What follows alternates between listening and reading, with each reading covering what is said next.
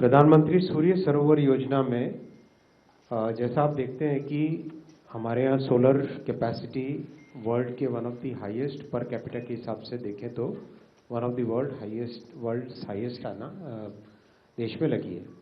अब इसमें जो हमारी वाटर बॉडीज हैं उसके सरफेस एरिया को कैसे यूज करें सोलर के लिए, वो स्कीम आज माननीय प्रधानमंत्री जी ने अप्रूव की है।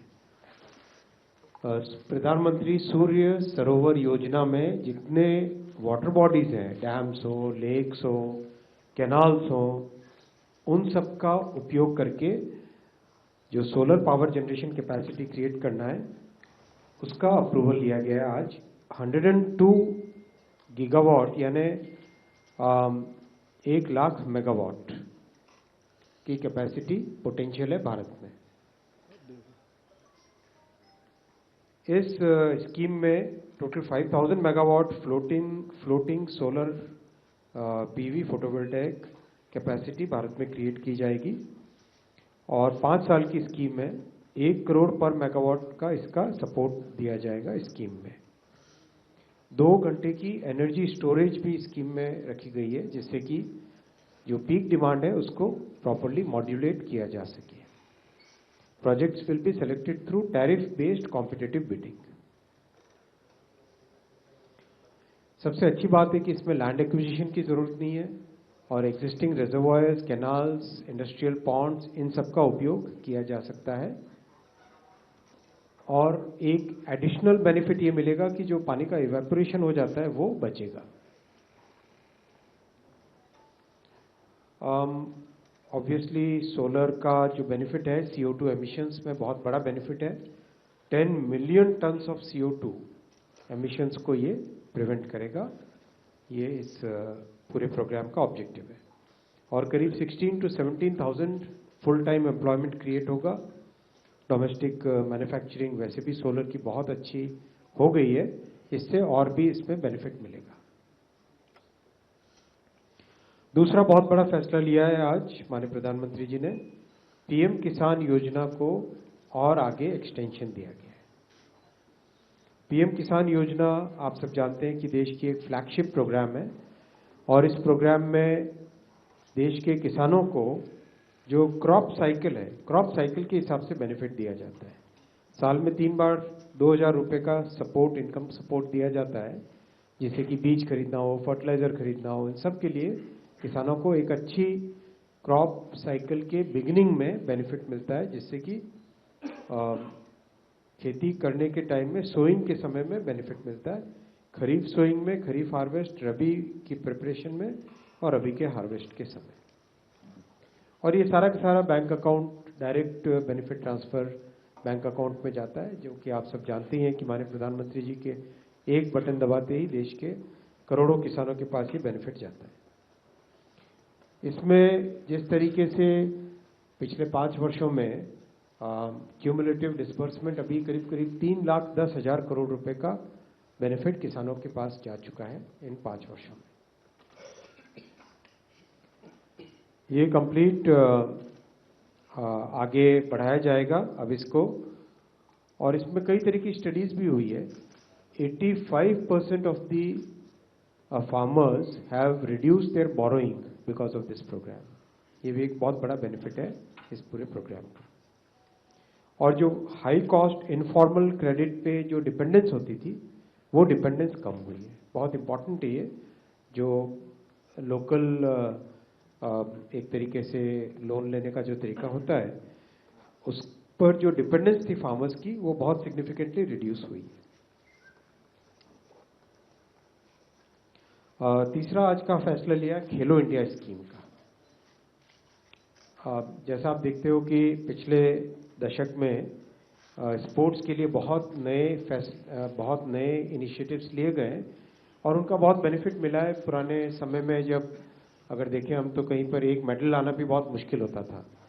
अभी हाल ही में पिछले 1 दशक में कई डिसिप्लिन्स में, कई फोरम में, चाहे ओलंपिक हो, एशियाड हो, कॉमनवेल्थ हो, सब जगह बहुत सारे मेडल्स मिले हैं देश को और देश के लिए गौरव की बात है। और एक सिस्टमेटिक तरीका बना है किस तरीके से खिलाड़ियों को तैयार किया जाए।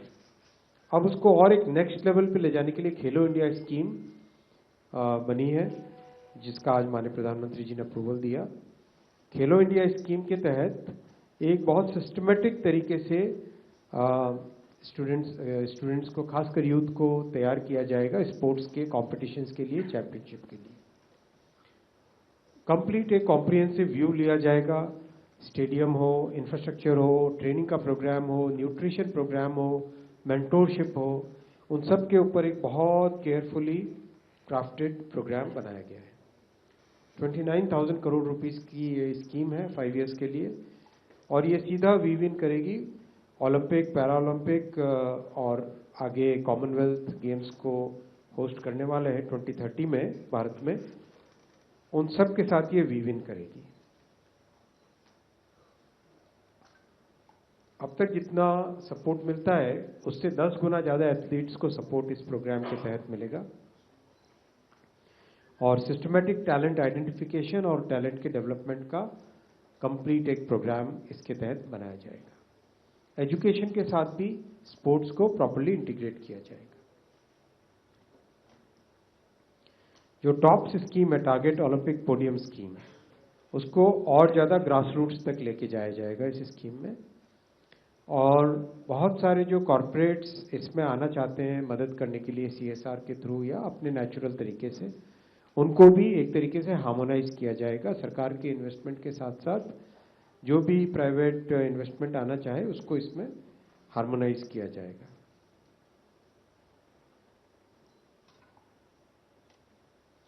स्कीम के बहुत सारे एलिमेंट्स हैं, आपके सामने हैं, और ओवरऑल एक चैंपियनशिप को नर्चर करने का, फिटनेस के कल्चर को स्ट्रेंथन करने का ये प्रोग्राम है। नेक्स्ट जो बड़ा प्रोग्राम आज अप्रूव हुआ है वो है समुद्र मंथन।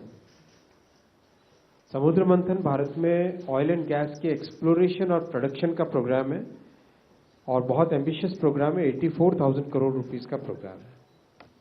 हमारा जो एक्सक्लूसिव इकोनॉमिक जोन है, यानी समुद्र के अंदर जो भारत की, जिसके ऊपर राइट्स और प्रिविलेजेस रहती है, उस जोन के अंदर बहुत सारे हाइड्रोकार्बन्स हैं, गैस है, ऑयल है। उसका एक्सप्लोरेशन अगर ठीक से किया जाए तो भारत में बहुत कुछ प्रोडक्शन हम कर सकते हैं। इसी चीज को ध्यान में रखते हुए एक्सप्लोरेशन के लिए और उसके बाद में प्रोडक्शन के लिए बहुत एक कॉम्प्रिहेंसिव प्रोग्राम बनाया गया है, जिसका नाम है समुद्र मंथन। इसके 2 कंपोनेंट है बड़े। एक है data acquisition, seismic data acquisition. समुद्र में सी बेड के नीचे कहां पर ऑयल मिलने की संभावना ज्यादा है या गैस मिलने की संभावना ज्यादा है, उसकी कुछ टेक्नोलॉजीज हैं, सीज्मिक टेक्नोलॉजीज है मोस्टली। उससे एक बार हमारे पास प्रॉपर जब डेटा आ जाए तो एक्सप्लोरेशन का प्लान ठीक से तैयार किया जा सकता है, और once the exploration plan is prepared, then you can start drilling the holes, and then you get the actual data whether there is oil or gas available in that particular point or not. और एक बार exploration ready होता है, then production program can start in a more scientific way. इन सब चीजों को ध्यान रखते हुए इस प्रोग्राम को बनाया गया है। बहुत सारी जगह कॉमन इंफ्रास्ट्रक्चर की जरूरत होती है, जैसे मान लो एक्सप्लोरेशन के लिए जो शिप्स जाती है, रिग्स जाती है, उन रिग्स के लिए जेटीज की जरूरत पड़ती है, उनके बंकर की जरूरत पड़ती है, उनके लिए मक जो होता है, जो ड्रिलिंग के टाइम में काम आता है, उसकी ज़रूरत पड़ती है, उसके मैन्युफैक्चरिंग की। इन सब कॉमन इंफ्रास्ट्रक्चर का भी इस प्रोग्राम में ध्यान दिया गया है। तो पहला कंपोनेंट है offshore seismic data acquisition, 28,000 crore rupees का यह प्रोग्राम है।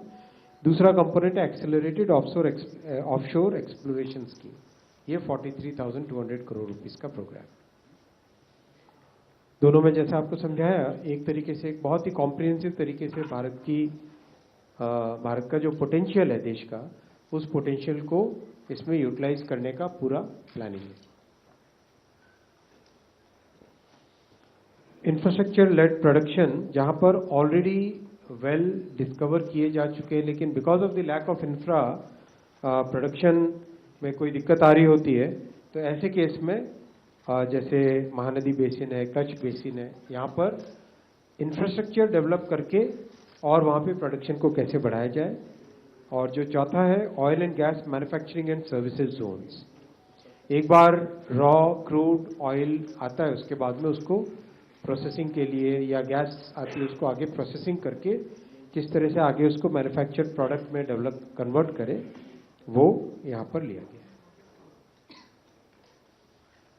भारत में जितनी ऑयल और गैस की डिमांड बढ़ रही है, उसके हिसाब से ये स्कीम और ये प्रोग्राम बहुत बड़ा एक गेम चेंजर होगा और नया माइलस्टोन होगा भारत की।